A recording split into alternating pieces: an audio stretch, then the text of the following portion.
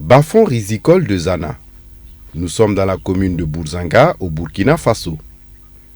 Les populations du village se mobilisent pour aider Amadi Konfé à battre sa récolte de riz du jour. La moisson est abondante cette année pour Amadi.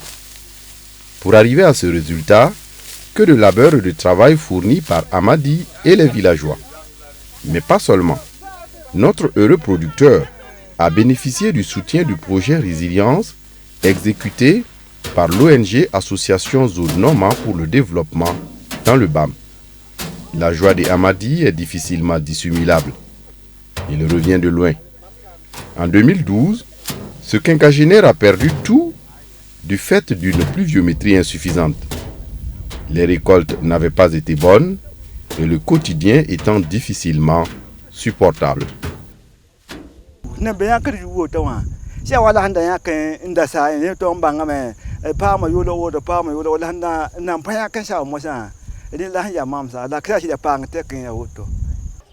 À plus d'une cinquantaine de kilomètres de là, Inoussa Ganame a aussi subi la dureté de la vie au cours de la crise de l'année 2012.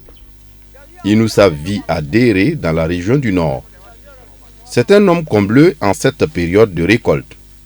Aidé par sa famille et d'autres producteurs du village, Inoussa procède à la moisson sur ses 3 parcelles aménagées par le soin de l'ONG SOS Sahel International Burkina Faso pour la production du riz.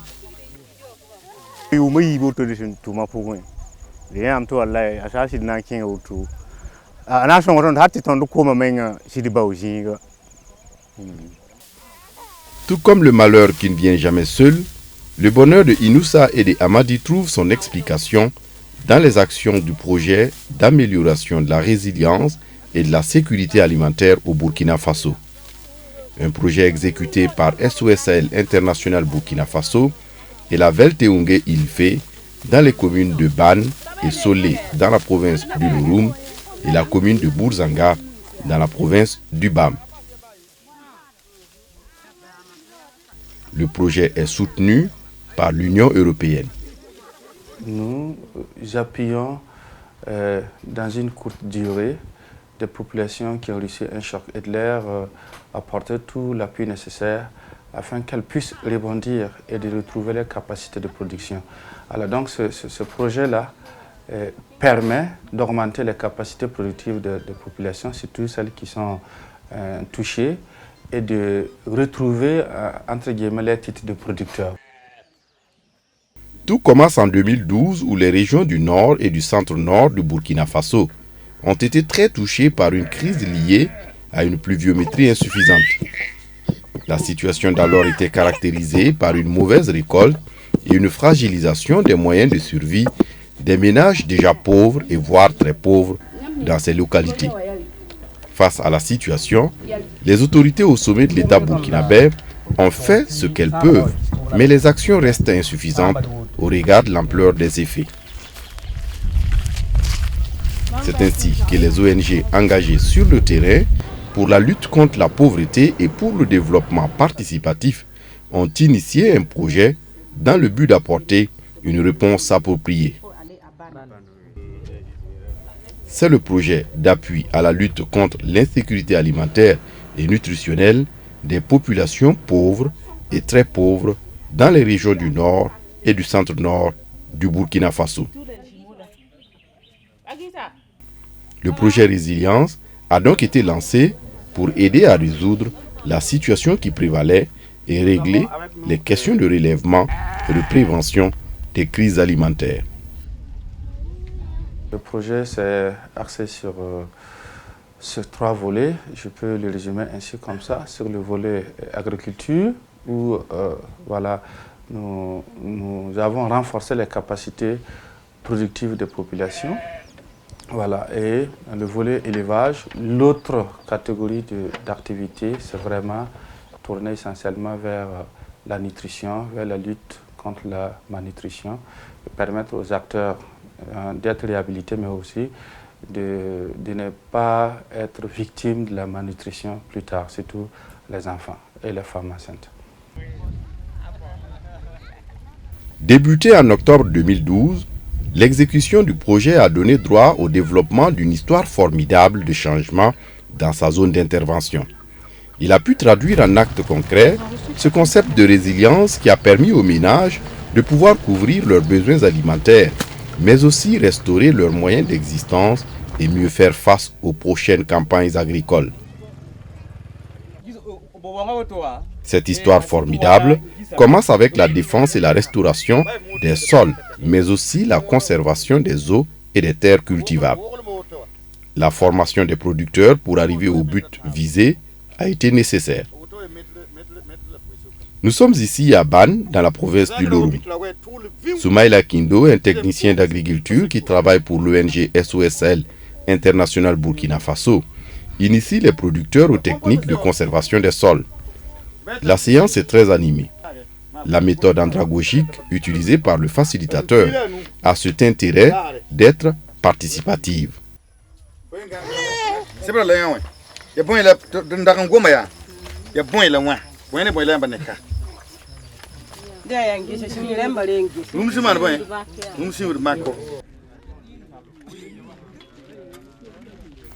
Vient ensuite le jour des démonstrations. Entre outils de marquage et pioches, les producteurs s'échinent sous le soleil pour mieux maîtriser ce qu'ils ont appris lors des séances de formation.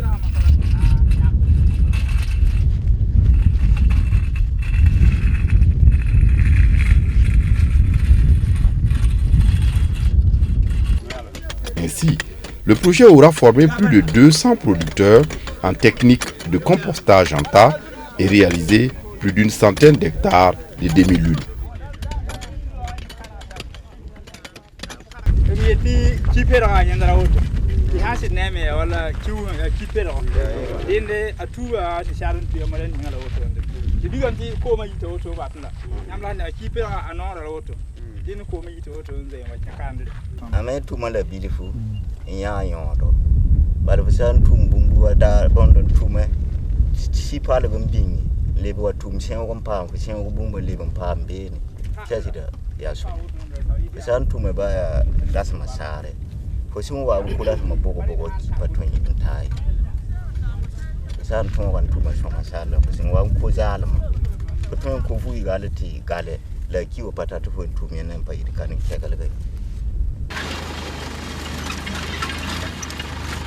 Ces pelleteuses tracent ici les sillons d'une exploitation à haut rendement des bas-fonds dans le village de Solé. Des aménagements rendus possibles grâce aux actions du projet, mais aussi avec le principe du cash for work, autrement dit, travail contre argent.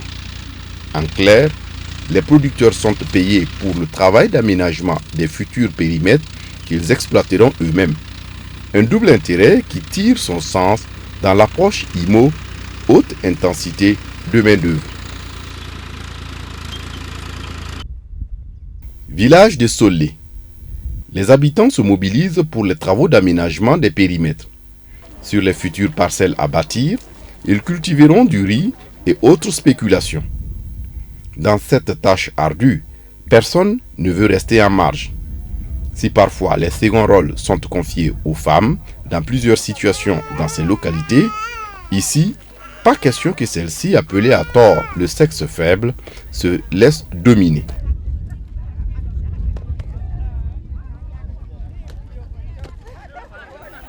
Face à l'adversité de la vie, personne n'est épargné. Et donc, face aussi au travail pour sa survie, personne ne se laisse dépasser.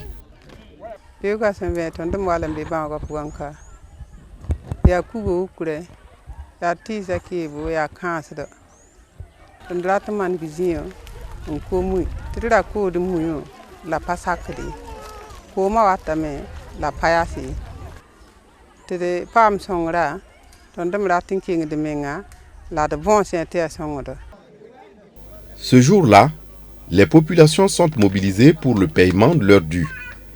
Ils ont travaillé sur des parcelles aménagées par le soin du projet dans les villages de Ban et de Solé. Ces hommes et femmes sont contents de venir toucher le fruit de plusieurs jours de labeur sur ces périmètres.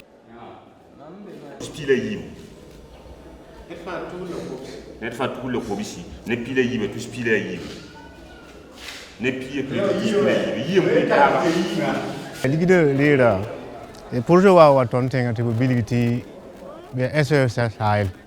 SOS Sahel. Ti mobility ti vigi kugo la ton tenga vigi kugo jam. Ti batal camion wa kugo kenga ba ko pokon.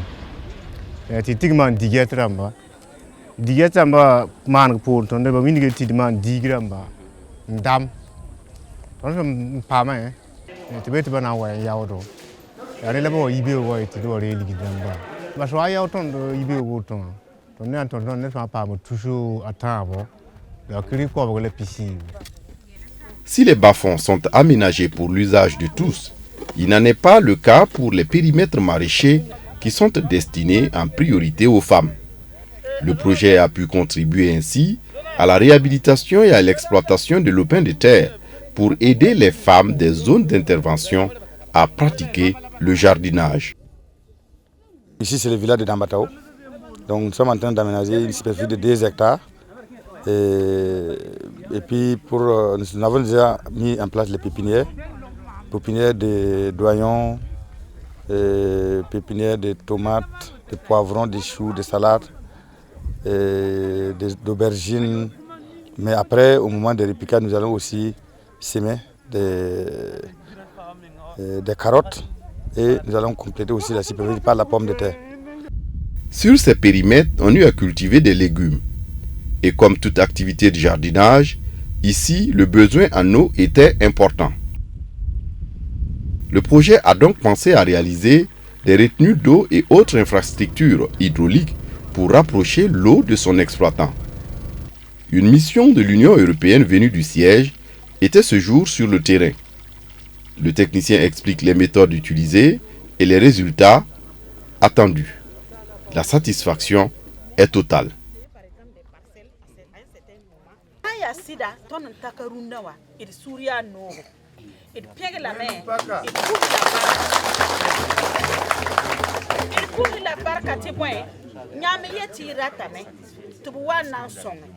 Songra me ton sidinya kaseto bana ka kien rogonwa ton nya kaseto ton mimiti anaka sezan zangi ton mimiti atum hana zamsere bala wuli ga ton tikanwa nyam zimane jardin de pa membangi ton suya no.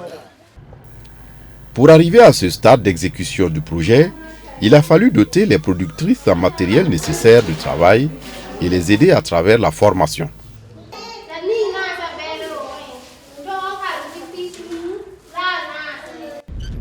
Les bas-fonds aménagés et le périmètre maraîcher dégagé, le projet s'est attaqué à un autre chantier qui est celui d'octroi en intrants et semences améliorées. Ce sont les bénéficiaires des formations en technique de conservation des sols qui ont bénéficié également de cet accès aux intrants et semences. Ainsi, du sorgho et du niébé ont été distribués à 1 millier de ménages.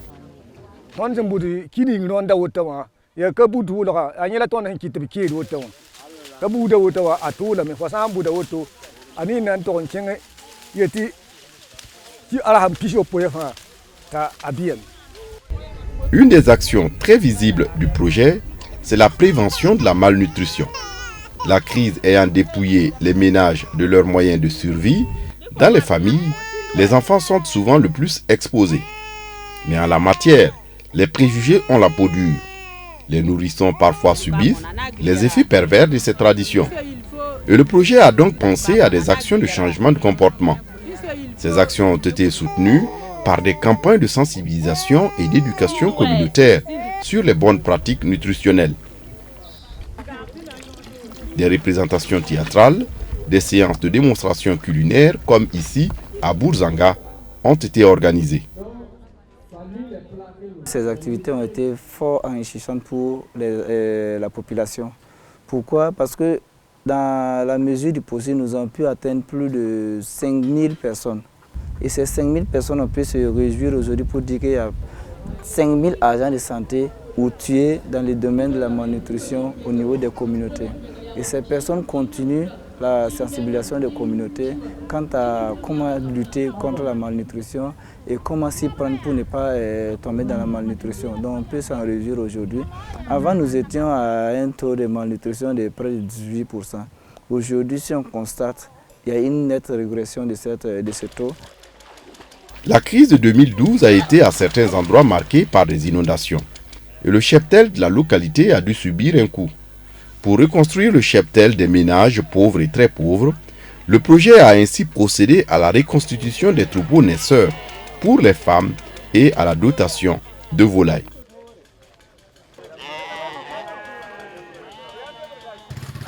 Nous sommes jour de marché à Ban.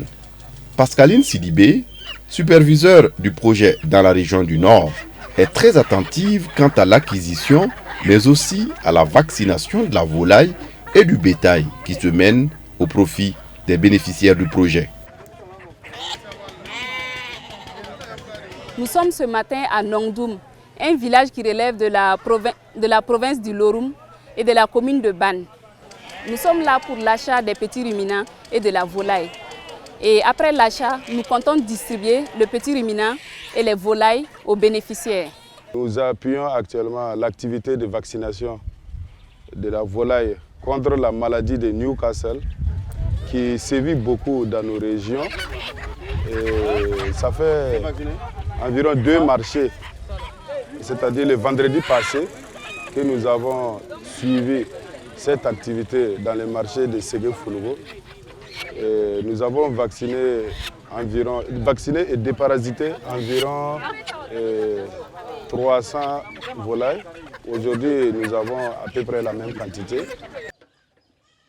2 ans auront suffi pour transformer la vie de ces paysans du Burkina Faso. Le projet, à bien des égards, a produit des fruits. Des bonheurs se sont construits, des espoirs se sont renouvelés et une population a retrouvé ses moyens de production et donc sa dignité de producteur. Mais au-delà de ce formidable changement, c'est la capacité des bénéficiaires du projet à restaurer leurs moyens d'existence et mieux faire face aux prochaines campagnes agricoles qui est le plus remarquable. Village de Thibaut dans la commune de Solé. Bénéficiaire de petits ruminants, Nombam Nakanabo Mati et ses camarades prennent soin de leurs troupeaux. Tout comme ce matin de bonheur, chaque matin est une autre vie pour ces femmes aux conditions précaires. Elles s'occupent de leurs animaux comme la prunelle de leurs yeux.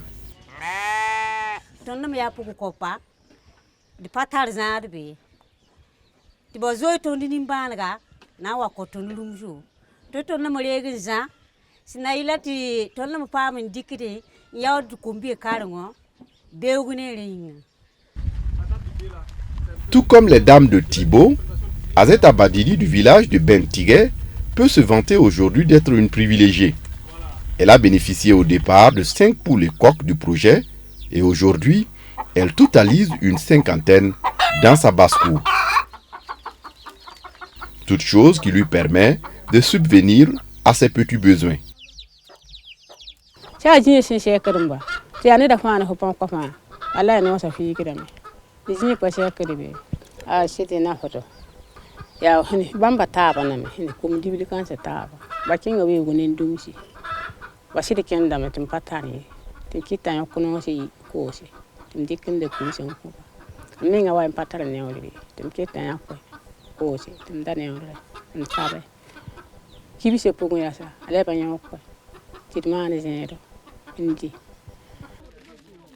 La contribution du projet a été déterminante pour la relance de la production animale. Pierre Claverion-Ly est vétérinaire et une ou plusieurs fois dans le mois, il sillonne les villages des bénéficiaires pour un suivi des animaux. Cet exercice est pour juste montrer aux bénéficiaires qu'ils ont le devoir d'assurer les aspects sanitaires des animaux à travers le déparasitage et la vaccination. Et comme je le disais, à chaque 3 mois, il est bon que l'on procède à des déparasitages internes surtout pour éliminer les vers intestinaux et pulmonaires. Donc ces vers empêchent énormément aux animaux d'évoluer correctement et de prendre du poids. Donc en les éliminant, on n'a plus de chance de les avoir en forme et de permettre à toute la productivité de s'extérioriser. Awazuma Ouedraogo et ses collègues passent leur journée dans ce jardin potager aménagé par le projet. Elle explique ici le soutien du projet pour la réalisation du périmètre et ses avantages pour le groupe de femmes qui l'exploitent. On passe team, on passe de bumbu de boin. Là-bas, on a engrais, on a point son code, arrosoir number. Ton demain, ça me bat mobile. Avec le projet Résilience, c'est aussi la capacité de concertation et de dialogue des populations avec l'équipe du projet qui s'est renforcée. Cet après-midi, Barthélemy Sawadogo, toute affaire cessante, s'est rendu dans le village de Oban, près de Bourzanga. Comme un conseil de famille, une rencontre s'est improvisée et les producteurs avaient beaucoup de choses à lui dire.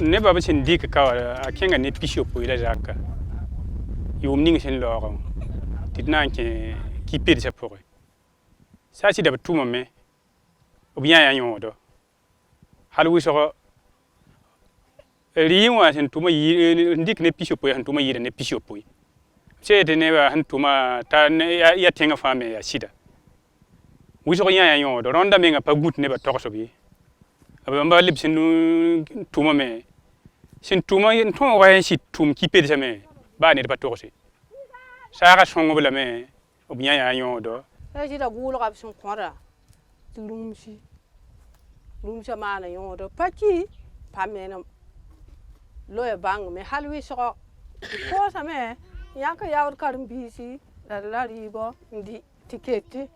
Pour nous, c'est un projet, c'est vrai, du type d'action rapide, voilà, mais nous sommes très contents de pouvoir, en un temps record, aboutir à ces résultats-là.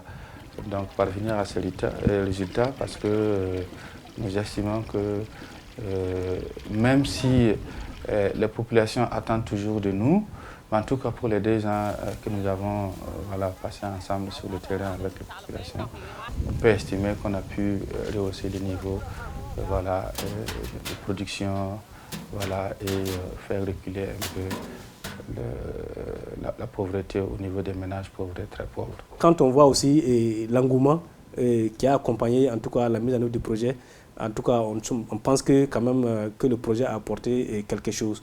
Parce que même depuis la formulation même du projet, on avait fait d'abord cette phase de diagnostic avec les communautés pour identifier de manière pertinente en tout cas les activités qui allaient être retenues donc, dans le cadre de ce projet. Effectivement, toutes les grandes activités déclinées effectivement, ont reçu effectivement l'engouement des populations qui sont vraiment très investies et on pense qu'on a fait œuvre utile. Sans conteste, le projet aura contribué à améliorer la sécurité alimentaire des ménages affectés par la crise de 2012 au Burkina Faso. Son intérêt particulier a pu être constaté dans l'augmentation de la productivité agro-pastorale et les revenus des ménages pauvres et très pauvres pour une plus grande sécurité alimentaire et nutritionnelle. Les 2 ONG, à savoir SOS International Burkina Faso et l'ONG Velteunge Ilfe, qui l'ont conduit dans ces régions du Nord et du Centre-Nord, ont pu se rendre à l'évidence que l'insécurité alimentaire et nutritionnelle est devenue un problème chronique, structurel, qui appelle une réponse durable. C'est tout le sens de la résilience, qui n'est pas seulement un concept, mais bien plus une exigence en ces temps qui courent.